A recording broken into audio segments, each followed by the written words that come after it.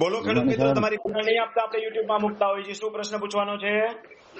Sir મારા મામાના દાદા 3 દીકરા હતા. એમાંથી 2 ભાઈએ પોતાના નામે જમીન કરી લીધી, મામાને નામ કાઢીને.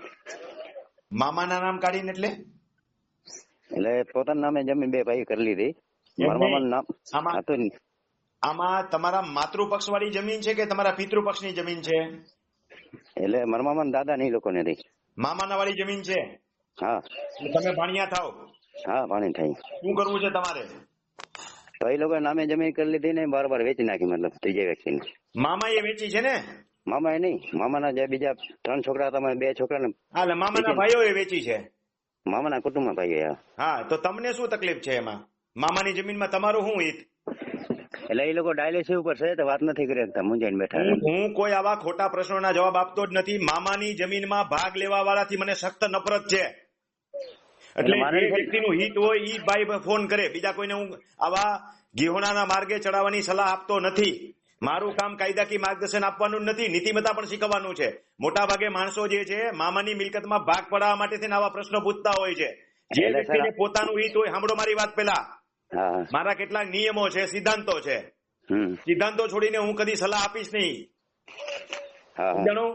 વ્યક્તિએ પોતાના બાપુજીની મિલકત હોય એમાં જ હું સલાહ આપીશ. મામાની મિલકતમાં ભાગ લેવા હોય તો વકીલ પાસે જાઓ. એટલે અમારે નથી લેવાનો સાહેબ, એ લોકો ફોન કરશે ને, તમારે શું જરૂર છે? તમે એના વકીલ છો, હું કામ બીજાની વકાલત કરો છો? આમાં મોટા ભાગે થાય છે એવું જ પહેલા કે મામાની મિલકતમાં ભાગ લેવો એટલે બીજા વતી ફોન કરે. એટલે હું પિતૃપક્ષ વાળી મિલકત માટે જ સલાહ આપું છું, એમાં કજિયા કરવાની તો સલાહ આપતો જ નથી. અને માતૃપક્ષમાં ભાગ મેળવવો એટલે કજિયાનું ઘર ઉભું કરવું છે. સામે વાળાને હેરાન કરીને પોતે હેરાન થાય. હા, આના માટે કોઈ એડવોકેટ રાખો, અથવા જે વ્યક્તિને પૂછવું હોય એ સીધો મને પૂછે. મામાની મિલકતના હું જવાબ આપીશ જ નહીં. બરોબર છે? કારણ કે કેટલીક વસ્તુના સિદ્ધાંતો હોવા જોઈએ. આપણે કઈ કજિયા શીખવા માટે આ ચેનલ શરૂ નથી કરી. ખેડૂતોના પ્રશ્નો કેમ હલ થાય એના માટે છે. આવા પ્રશ્નોના જવાબ આપી તો ખેડૂતોના પ્રશ્નો પેચીદા બનાવવાની વાત છે, કોકના બિચારાના ઘર કુટુંબ અપડાવવાની વાત છે. હા, એવા પ્રશ્નના જવાબ નહીં મળે. બીજી વખત આવો પ્રશ્ન પૂછો તો નંબર પણ બ્લોક થઈ જશે. બીજાની સેવા કરવાની નથી, જેને જરૂર પડે પોતાનો પ્રશ્ન પૂછશે.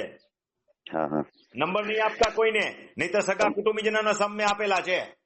એને વિડીયો જો, નંબર ગોત અને પ્રશ્ન પૂછ. જેને જરૂર છે પૂછશે, નકર પૈસા ખર્ચીને કોઈ એડવોકેટ પાસે જશે. આપણે ક્યાં જરૂર છે? મારો પ્રશ્ન પૂછી શકો સાહેબ? તમારો પ્રશ્ન બીજા ફોનમાં